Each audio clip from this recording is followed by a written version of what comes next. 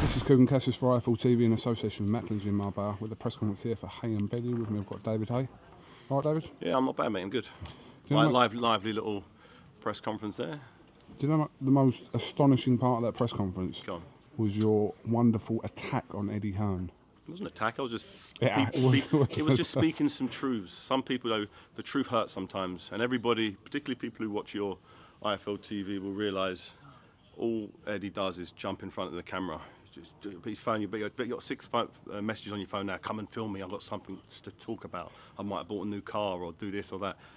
You know, I'm sick of it. You know, in the time out, I was out of boxing. You know, you want to keep up to date with what's happening in boxing. All I could keep up to date with is what's happening in Eddie Hearn's life, and I generally couldn't care less. You never used to get Barry Hearn, his father, who was a great boxing promoter, screaming and shouting and doing all these videos. It's a different time, you know. Chris Eubank, Nassim Hamid, both, you know, institutions in their own right because the promoter allowed them to promote themselves. If you look at look up Katie Taylor's interview you did on here.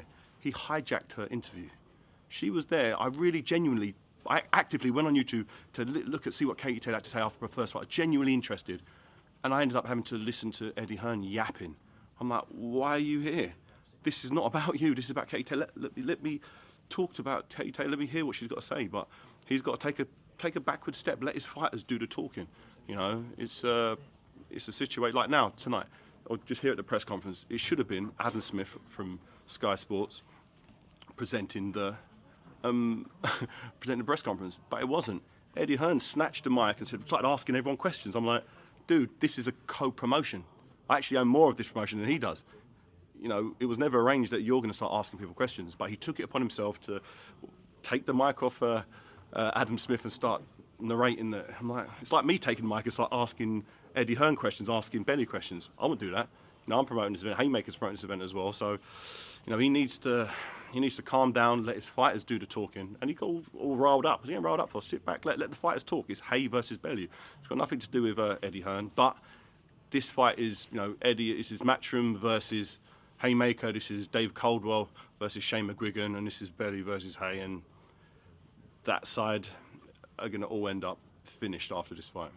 He said in the press conference he is giving you the payday here.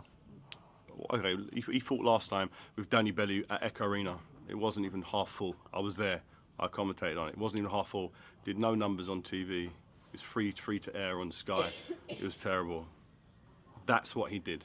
My last couple of fights against people, well, not world title fights, not for any title whatsoever, just me fighting some guy who no one's ever heard of, smashed his ticket sales and got record-breaking numbers on television.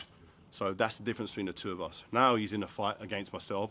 Tickets sold out in a matter of seconds. It's the highest grossing fight ever at the O2 Arena. Is that about him? No, it's me. You know, so he needs to realise that this whole situation, he's going to his percentage that he takes from this fight is going to be more than anyone else has ever got. So he needs to realise that, you know, I'm doing him a favour fighting on Sky. I'm doing him a favour. It makes him look good to Sky being a co-promoter in this fight. You said in the press conference you want to and will end Matchroom after you beat Tony Bellew. You'll beat Anthony Joshua. I'll beat Anthony Joshua, and I'll sign a bunch of fighters to beat all of his other champions as well. I'm gonna finish off Matchroom. I'm bored of him until Barry comes back. Until we got a real promoter who actually genuinely cares about his fighters. Can you imagine Barry Hearn putting a cruiserweight in with a heavyweight? You know. I can a cruiser punch something. No, of course not, because he had the fighters' interest at heart. He always looked after his fighters. Eddie just wants to put fighters in just for the sake of fight. No, fighters put his champions in fights. He knows they've got no chance of winning, just because he might get a few extra quid at the end of it. You know, he doesn't really care about his fighters. Doesn't love his fighters, and you know it's bad for boxing. You know, what has he had to struggle for in his life? Think about it. You know, the guy was born with a silver spoon in his mouth. I've had to work for every single thing that I've ever had. What's the biggest decision he's ever probably had to make is, when I'm, you know, am I going to get a blue or a black Bentley on my 18th birthday? That's it. And he goes around thinking like he's a bit of a gangster. All right, mate, yeah, giving it all the Essex crap. The guy's a chump, and he needs to be exposed. And I'm going to do that. I'm going to expose him against Bellew, and then do exactly the same thing with Anthony Joshua as well. You notice Anthony Joshua ain't been chatting my name, because deep in his heart, he knows what I'm about. He understands boxing. Eddie Hearn as well also swerves me. He talks about every other fighter. He'll fight Klitschko, he'll fight Wilder, he'll fight Louis Ortiz. But he doesn't mention my name because he knows what will happen. everybody deep down knows what will happen. But when but Sky at some stage can say, I tell you what, you know, we're claiming that Joshua's the best in the world. He's the world champion. You know, there's no more Molinas out there. You know, Molina got knocked out by Areola in 1 round. You know, Molina got knocked out by, you know, Deontay Wilder, who had a broken hand. You know, obviously, and he's going to drill him in a couple of rounds. But there's only so many of those you can have before people start getting bored of it.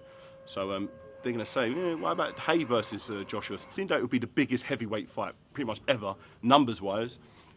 But we'll see. After I've drilled out and smashed Bellew, the bell end, to pieces, then we'll see how brave Eddie will be with his other little ace. Aside from people coming up to you in the street telling you they want you to knock Tony Bellew out, why are you taking this fight? That's basically it, really.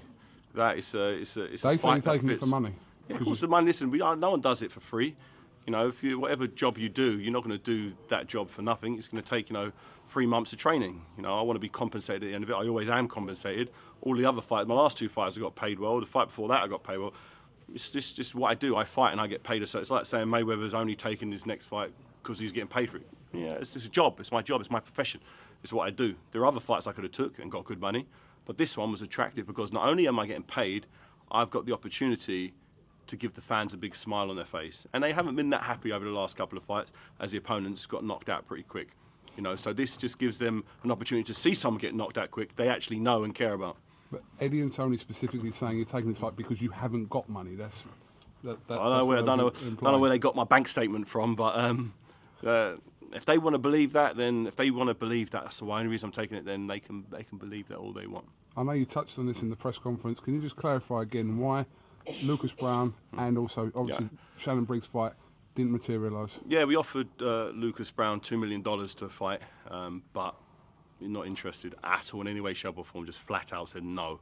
You know, he wants to win the title, the WBA title, and then defend it against me. But he wants to be the first Australian, and he knows he won't beat me. So that's why that fight happened. And coincidentally, he failed a drug test recently, so I don't know what's happened with his career. Shannon Briggs, on the other hand, you know, we had a contract. We agreed, you know, me and his people agreed that, this is from their side, remember, they said they can bring the WBA vacant title to the table, that we could fight for that. And if that was on the table, that fight would then be pay-per-view worthy.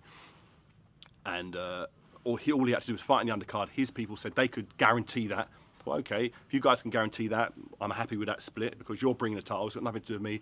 I'm sure it'd take a lot of money to pay all the people ranked above us, step aside money to get us to this title fight. So we agreed everything. Coincidentally, he couldn't get the WBA title on the line, and with that not being on the line, there's no pay-per-view. He's not interested in fighting in a non-pay-per-view show because it means he gets a couple of $100,000 opposed to $5 to $10 million, which he wants to sail into the sunset, you know, screaming, "Let's go, champ, into the distance." Yeah, but you know, that's still a fight. Listen, as long as he stays unbeaten, if he might be fighting for a vacant title soon. If that is the case, then there can be business to be done. But at the moment, we're talking about me ducking him. I've got a contract. I've got a contract with the stipulations that he failed on. So that's that. He doesn't want to fight on free-to-air television, so that's why the fight didn't happen. I was willing to fight him on free-to-air TV for no titles, just because it was just a fun fight. Just like this one's just a fun fight. Same way, I was going to take that fight like I'm going to take this one. But Tony was actually willing to do it, and he had the backing in Sky Sports behind him, his promoter, Matchroom, to make the fight happen. So that's why the fight's happening. We haven't seen this David Haye since probably you fought Chisora. Obviously, you haven't been active as much as whatever in that period, but today it seems to be you were leading the sort of the vocal charge. I feel back. You know, I belong in these big fights. This is what I'm here for. This is why I'm in boxing. I'm in boxing so people care, so people are interested in the fights I'm having. You know, they were interested in before, but it was more of a curiosity. I wonder if David's as good as he used to be. Will I knock 2 people out in a couple of rounds? Okay, he's back. Let's see David actually in a fight against someone who's a champion. And Tony Bellew speaks a lot. He's got a little following up in Liverpool, and you know, he had a small part in a Rocky movie where he played himself like a complete moron, and that's it. So people want to see that, and tickets sold out. As I said, record-breaking numbers. In terms of ticket prices and whatnot, and people generally want to see the fight for a non-title fight. So, you know, that's why this situation is happening. Just finally, that head-to-head there seemed to throw a punch. I didn't throw a punch. You sure? I definitely didn't throw a punch. All I remember is him pushing me. I just remember him pushing me, so I went and pushed him back. Maybe I pushed him in his face with my fist. Maybe. No, I don't know. No, I just remember pushing. I remember thinking I never initiate unless I really, really feel threatened, and he's not that scary. So I was gonna be. It's only till I felt his hands connect to me that I did anything. I think I just sort of just give him a little slap round the side of his head. I think that was it. Nothing hard. But if he thinks that's, I heard him say, "Oh, you punched me." I think if he thinks that's a punch, woo, he's in for a tough night on March the 4th, because I literally just gave him a little slap, and he felt the power of the slap and thought it was a punch. This guy's in such trouble. Oh my God. Okay, David, listen, thank you very much. On to IFL TV. It's a 4-month build up to this. It's not that long. It's not that long. Stop exaggerating. Well, it is. 4 months between now and March the 4th. It's 13 and a half weeks. All right. 13 and a half weeks. Almost more like 3 months and some change.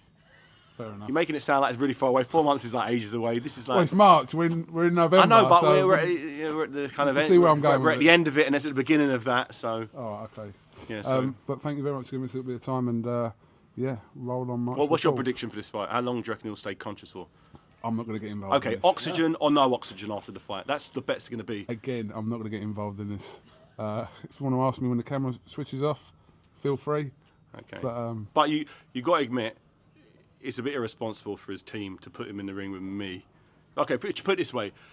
Mark Demori, the guy I fought, the guy hadn't lost in 10 years. He apparently learnt to fight on YouTube or whatever. Who cares? He was a sparring partner for Tyson Fury, and Tyson Fury says he's a tough guy.